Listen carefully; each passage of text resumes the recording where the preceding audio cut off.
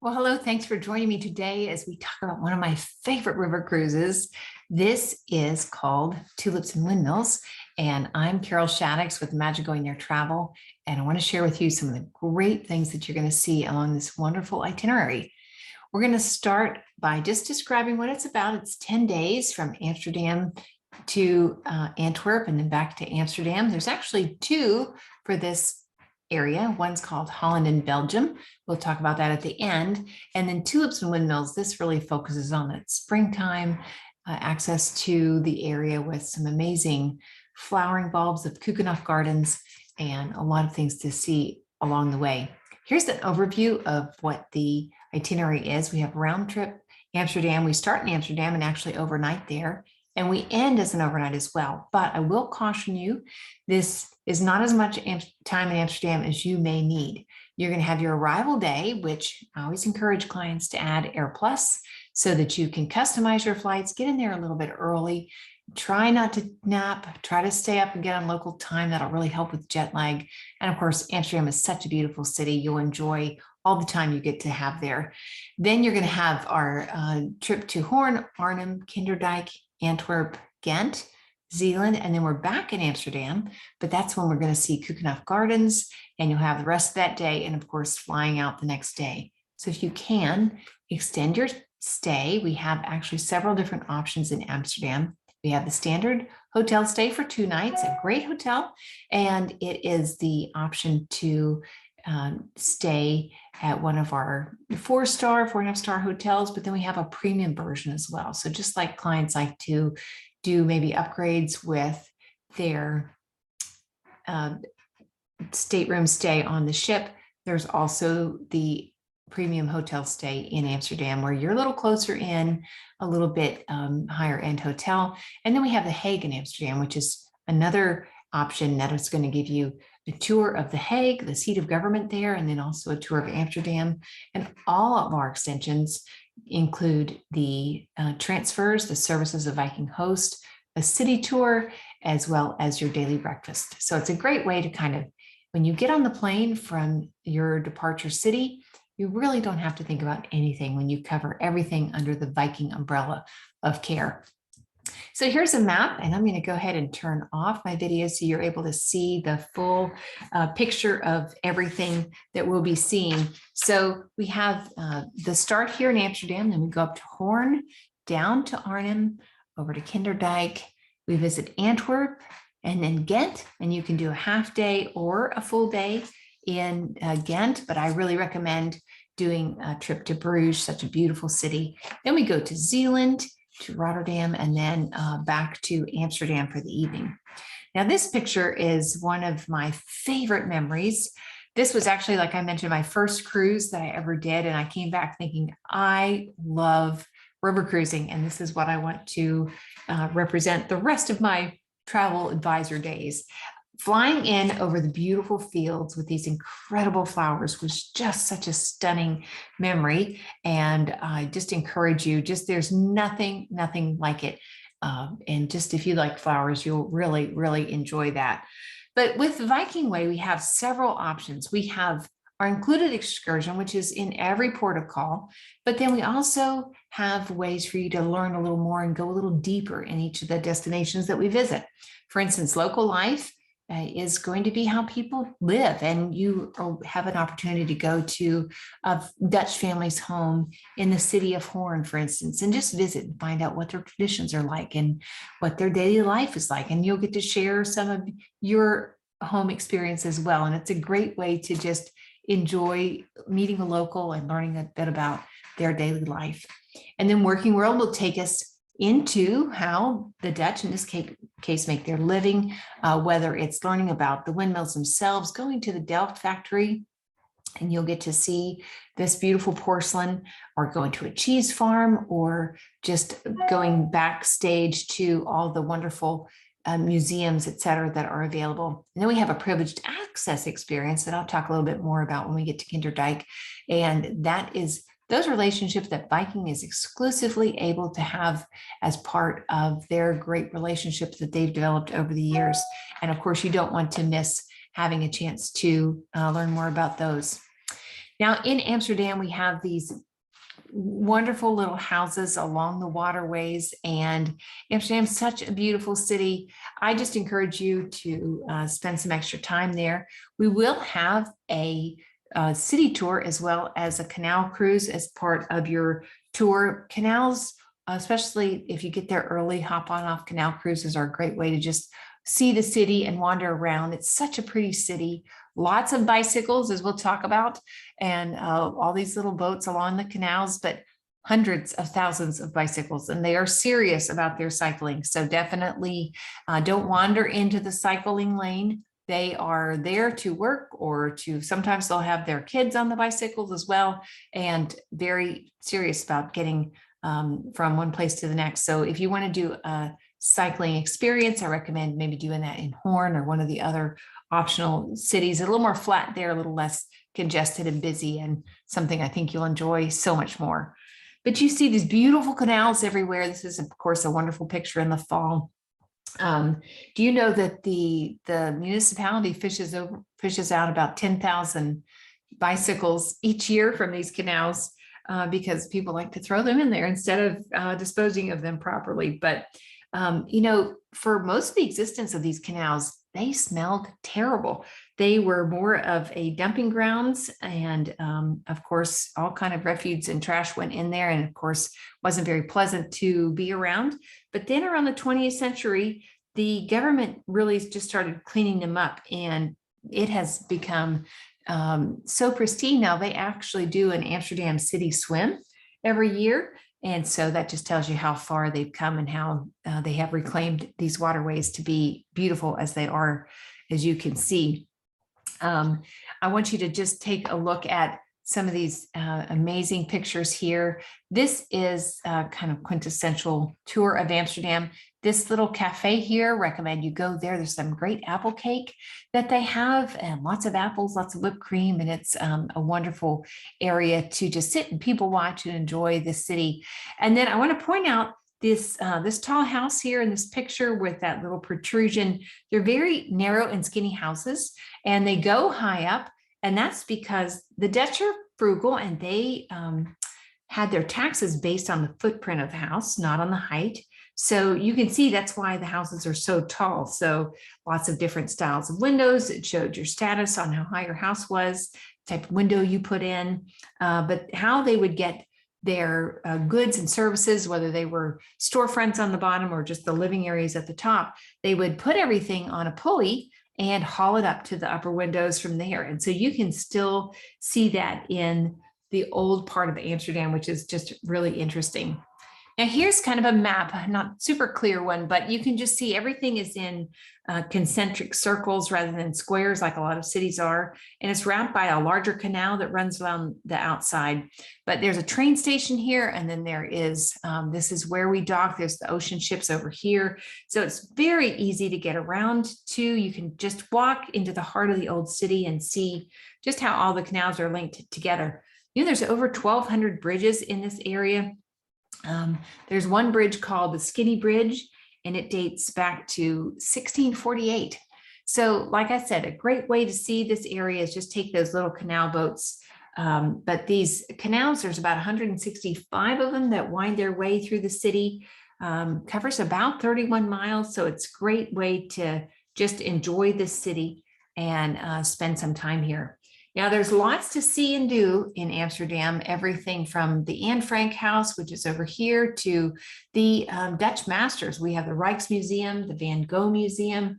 The Rijksmuseum has like 8,000 pieces of art in display at one time, but they house over 1 million works of art in total. So you have Rembrandt and Vermeer and the Van Gogh Museum here. So many things to see. The largest collection in the world of Van Gogh is here. The second largest is in Arnhem, which we'll talk about in a bit. But in the Van Gogh Museum, it actually starts with his early works on the bottom floor. And as you go up through the museum, you'll just see the evolution of his paintings there as well. And of course, the Anne Frank Museum is so popular. Definitely get those tickets early so you don't have to wait in line. And spend as much time in Amsterdam exploring. So many things to see Dutch Museum, a Diamond Museum, a Maritime Museum, Chocolate Museum. There's just so much to do here that I know you'll really enjoy. Just wandering around, having, coffee, or Genever is their juniper berry gin, basically the Dutch gin, if you want to try that. And of course, the flower markets are always so pretty as well. Beautiful artwork, and the Delft Factory is an extension, as an excursion that you can do. Actually seeing how they make this beautiful pottery. It dates back to several hundred years. So we have the artisans that will have these big magnifying glass that they'll be able to watch how they actually paint this pottery, still handmade in a lot of cases, and a great place to pick up souvenirs here. And an enjoyable way to spend an afternoon in the city of Delft is also a nice little spot to wander around too. Day 3 is Hoorn in the Netherlands, and it's founded back in the 1300s. It has like a horn-shaped harbor, which is where it got its name, but it's actually an artificial lake that was created by dams, and it has 2 gates.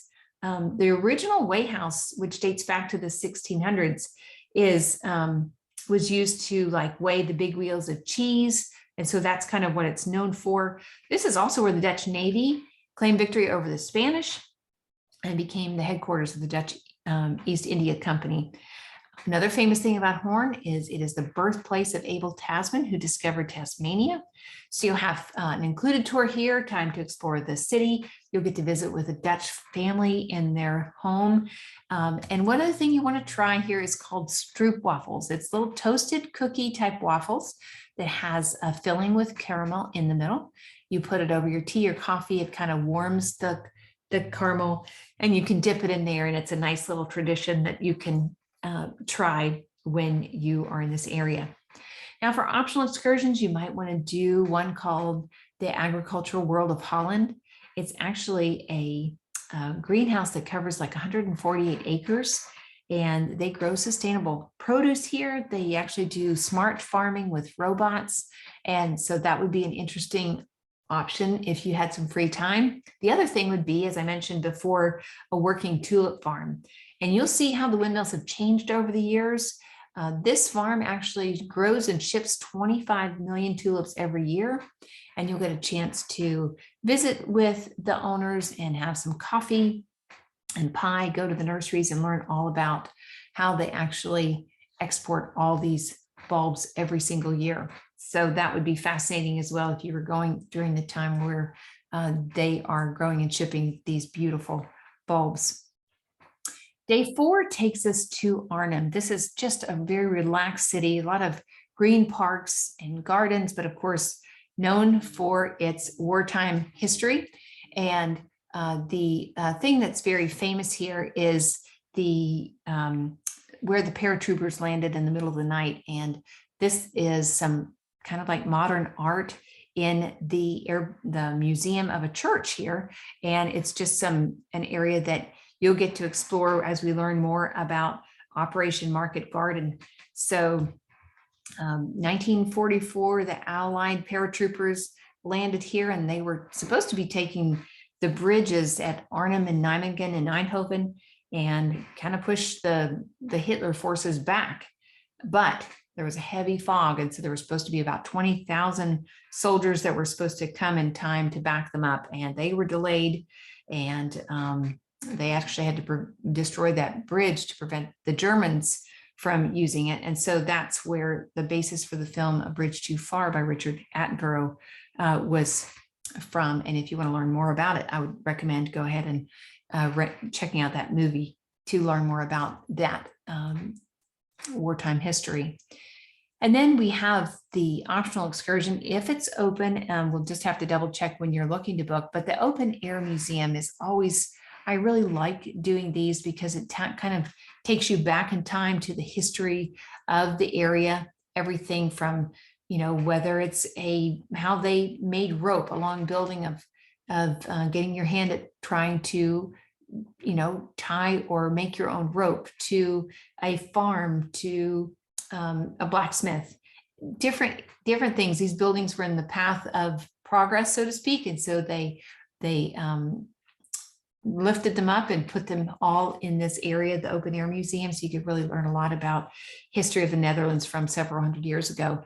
This is one of the things I like to do. Not a great photo, but I love to take pictures of the buildings and then the little signs that go with it, because it's so hard to remember as you return. In this case, this is the converted farmhouse that talks about how, when it was actually constructed and then when it was relocated, and a little bit about it. So you really are able to jog your memory with things that you've seen, and it makes a wonderful way to kind of recreate your day-to-day itinerary. Another optional excursion that might be fun if you enjoy modern art would be the Kröller Museum and Sculpture Garden. So Helen Kröller was gifted a large inheritance by her father, and she used that to purchase a lot of work. She was really in love with Van Gogh's works, and this is actually the second largest repository of his works outside of Amsterdam. So when she gifted it to gifted the museum upon her death, one of the conditions was that the museum itself was complete and not to add to it. So what they did was they did some sculptures outside of the museum itself, and so you have a wonderful collection of additional pieces outside. And this is also a great area to do some bike riding if you want to do an optional excursion here. Our next day is a fun day in Kinderdijk, and we're going to see this UNESCO World Heritage Site, which has 18th century windmills. And when our ship docks, we're going to go across the bridge and then down to these dikes, to these windmills. And you'll notice that you're at a lower elevation than your ship. And actually 40% of the Netherlands is below sea level. And you'll get a chance to tour some of these windmills. Some of these windmills were used, in this case, to pump water. Some were used to grind corn. Some created paint pigments. And so much of what you'll be able to learn about these incredible windmills will be part of your experience here. There is a museum. You'll be able to watch a film. There's a gift shop, of course, and then I can't get a chance to either take a little canal boat ride or walk along the path and explore these windmills. You know, the Dutch can live in these windmills for free as long as they agree to operate, maintain, and restore these windmills. They do have to be run a certain number of hours per year in order to keep the machinery in working order. So I think you'll find that really fascinating. Now, if you want to do a privileged access excursion, this is one in Kinderdijk that you can take advantage of. So Viking has partnered with the museum and helped fund basically that, but they also helped to restore a 125-year-old cargo vessel that was adapted to carry passengers to the Bloker windmill back in the day. It dates back to the 1630s, that windmill does. And you're going to get a chance to ride on this cargo vessel. You'll get to meet the miller and his family, tour the windmill and see their vegetable garden, see the outbuildings and their cooking shed, the outhouse, all those things that date back to the original times, and learn everything there is to know about a miller's family and their daily life and what it takes to really preserve these machines. So that's one of those privileged access experiences that I'd encourage you to take advantage of if you're interested in going deeper into windmill education and lore. Another really popular excursion is the Dutch cheese making. So this is one that our clients really love. It is you go to a farm and you get to meet the farmers and pet their friendly dog and learn about their cheese making. So the large wheels of cheese on the top are really more traditional. The ones in the salt bath below are a little more of a novelty and to take home for tourists. But if you were living in Holland or in the Netherlands and you were a Dutch mother trying to feed her family, you would probably buy a quarter of that big round of cheese and slice it off for sandwiches or whatever you needed during the week. But you'll get a chance to really experience what Dutch cheese making is like and visit a farm locally. And this is one that our clients really enjoy. This was a cheese shop that we went to, and it was Edam cheese. This was my mother-in-law, and like I mentioned, this is the first cruise we went on. It was just so much fun, and enjoyed learning so much about this area. Day 6 is going to take us to Antwerp. This is Europe's second largest port. There's a cathedral here. It's a UNESCO World Heritage Site. There's a number of paintings here by Peter Paul Rubens, who lived here from 1616 until his death in 1640. Now, Antwerp is also known as a famous diamond cutting center, second only to Amsterdam.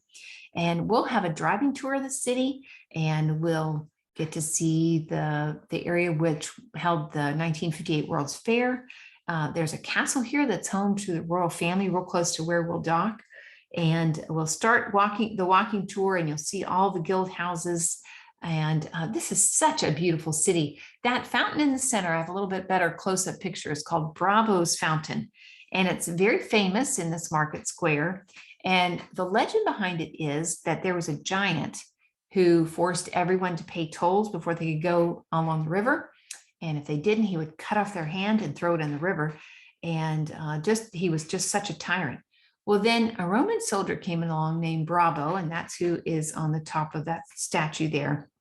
He killed the giant, and then he threw his hand in the river, and that's where the name Antwerp came from, which means throwing the hand. You'll see a lot of cookies or chocolates made in the shape of a hand, so I encourage you to try Belgian chocolate here. It is so, so good. Lots of different varieties. So I would go with the local shops instead of maybe the larger ones like Godiva, and just get a chance to understand the local product. And of course, you need to eat it quickly. There's no preservatives in it. And of course, that's a great excuse to just fill up. But of course, you want to also try some fries, which Belgium is known for creating fries, not the French. They also have a very famous dish called mussels with frites, which is mussels with a bowl of fries. They serve it with mayonnaise or ketchup. And also Belgium is very famous for its beer. One of the local guides said there's over 1,000 different types of Belgian beer, and many have their own special glass that's created for it. So enjoy your time in Belgium. We'll have a day in Ghent as well. You can either do a half-day Ghent tour and then half-day in Bruges. Loved Bruges. It's such a beautiful city. It's just one of the best preserved medieval cities in the world, and it's just charming and beautiful. It's just magical. It's such a highlight. Really encourage you to enjoy your time here. Very famous for its lace. You know, there's no factories here. It's all handmade. As you can see, they employ about 1,000 lace workers, and they're all ladies between like 50 and 90 years old. So grab a piece of this incredible artwork when you're there. One of the fun things was the lace map in Bruges that I just thought was very fascinating. And I just want to definitely do a canal boat ride here as well. It's such a great way to see the city. There's a belfry tower that has some great views as well. There's also a couple of churches. There's the Basilica of the Holy Blood, said to have a crystal vial of Christ's blood that dates back from the Holy Land in the 1100s. It's a beautiful church. It is on the second floor. The steps are a little slick, so hold the handrails. It's covered, so you don't have to worry about rain, but definitely always take some really good shoes that have some good tread and traction on them in case there is rainy weather. Then we go to Zeeland. This is was formerly an island in the southwestern part of the Netherlands. We actually stop in one of the small villages and we do a walking tour here. And then we go see the Delta Works. And, you know, for centuries, Holland was just plagued by floods. They just kind of lived with it. But you'd have the North Sea just surge over the countryside. It would raise the level of the rivers and then flood the dikes and the dams there, which were designed to stem the floods, but sometimes it just wouldn't work. And in 1953, there was a really bad flood where a lot of lives were lost, and they decided to do something about it. So the country just started one of the largest hydroelectric projects in the world. They have the Delta Works, and of course you can see their engineering has become world renowned, and water management is really something that they do enormously well. So these storm surge barriers will protect the Netherlands from those floods and still allows allows the tides to ebb and flow as well. Day 9 ends up, the highlight of the tour is Keukenhof Gardens. This is the world's largest flower park with 70 acres and 7 million flowering bulbs. There are indoor pavilions as well. So if the weather's a little rainy, which is how it was when we were there, kind of spattery rain, we were able to go in and see the beautiful displays of indoor flowers and orchid. They had an orchid greenhouse, which was beautiful, and a great way to kind of take shelter and warm up when needed. It's only open 8 weeks per year, so mid-March to say mid-May. And of course, the most peak time is going to be, say, the last second or third week of April. And I encourage you to go then, but if you want to be able to fly in and see those beautiful farmlands that I was mentioning in that first slide, then I would, definitely do that first or second week of April to be able to see that. But Keukenhof knows how to stagger those blooms over the course of the period there, so you don't have to worry about not being able to see it if you go, early or later. There's not really a bad time to go as long as the gardens are open. Now, if you have extra time, especially if you're extending your stay and you love flowers, you may want to get up early and see the Aalsmeer flower auction. They go from cutting in the fields to the flower shops in Europe in about 24 hours. So it is a serious operation there, and one that you'll really enjoy because they ship about 20 million flowers every single day. It's about 60% of the world's flower market. So definitely an operation that will be impressive. You'll be out by 9 o'clock in the morning because it starts very early. But of course, in Amsterdam, it'd be fun to learn more about tulip mania, which is that period in the 1600s where the prices of tulips were just going crazy and reached astronomical heights and really created the first financial bubble. So lots to learn about the area. Spend some time just wandering around the side streets and these wonderful little shops. You'll really enjoy that. And we were able to just bring back, as long as the cheese was sealed in the wax, we were able to bring that back with us. So bring a little bit of Amsterdam home with you as well. Now, for armchair travel, you might want to watch the movie A Bridge Too Far if you haven't seen that. And of course, the moving report account of Anne Frank's diary as well. Now, Holland and Belgium, I did mention that the itinerary is a little bit different. We start in Amsterdam, we do visit Hoorn, we spend a little more time in Rotterdam, then go to Kinderdijk, we go to Dordrecht, Nijmegen, Wessel, Maastricht, and then end in Amsterdam. So encourage you to spend a little extra time so you can go to Ghent or Bruges on the end of that, but that's going to be more your May to August timeframe if you want to go to this area later in the year. Now, why would you use us to book your trip? Well, Viking pays us to take care of you. We are the experts in Viking. We are one of their largest sellers, and we are here to make your life easy. We're here to answer your questions, do those extras for you that you don't even know to ask about, give you extra bonuses or discounts. We're always able to do that extra $200 in shipboard credit for bookings that are made with us within 14 days of you making a booking with Viking. And then we take care of you all along the way. We're going to give you that advice and really help you make the most of your trip. Our motto is great vacations matter because great memories matter the most. And we're here to help you really enjoy the process of seeing the world. So contact me if I can help. And if you've never done a Viking cruise before, I want to give you a quick little tour of the ship. And this is basically the Viking longship, not necessarily longer than others, but just a nod to their Viking heritage. A simple way to remember the room categories is the verandas are step-out balconies, and they are A and B here on this side of the ship. They're always starboard side on the right side. And that's where you can sit out and have a cup of coffee in the morning, write some postcards in the afternoon when you get back to your ship, and have a lovely day enjoying the outside beautiful weather. On the opposite side of the ship, the same level is C and D, and those are French balconies, and they have a sliding glass door that you can lean out but not step out. And these are your standard staterooms at the bottom, E and F. E is more forward, F is a little further back, and those are your high fixed windows. We do have some suites, 2 explorer suites on the back of the ship, as well as 7 double A suites, and we'll show you pictures of those. It's kind of a combination of a veranda and a French balcony together.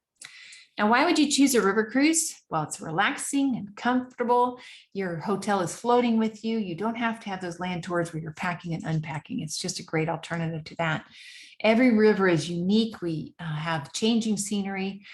The rivers of Amsterdam are not as scenic per se as, say, the Rhine or the Danube. So that's part of the charm. You're seeing these different cities, but the ports are lovely. And I love, like Hoorn, getting a chance. Nijmegen's a beautiful little area. And just knowing what to expect is part of the charm of river cruising as well.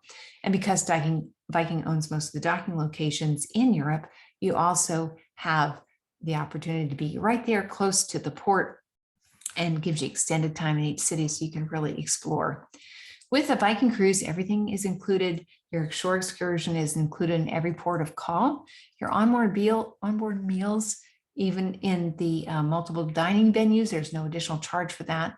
Wine, beer, and soft drinks are included with your meals. If you want a specialty drink like a cocktail or Bloody Mary or something like that, that you can buy by the glass or get an economical priced beverage package. It ranges about $20 per person per day. Both of you have to get it, but it does include tips as well. This is a great value if that's something that's of interest. We also have free Wi-Fi on board, as well as specialty teas and coffees available 24/7, including bottled water, which is so nice not to have to pay extra for bottled water when you're going on your shore excursions. And then we have those first-class hotels for pre and post options. And all port charges and fees are included as well.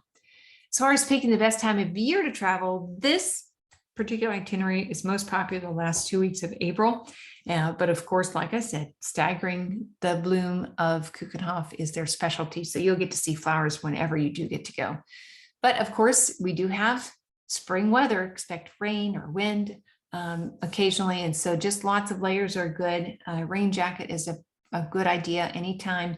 A little light one just to throw in your backpack, along with a little scarf or hat, just to make sure you're staying comfortable, be able to stay out in port and wander around as much as you possibly can.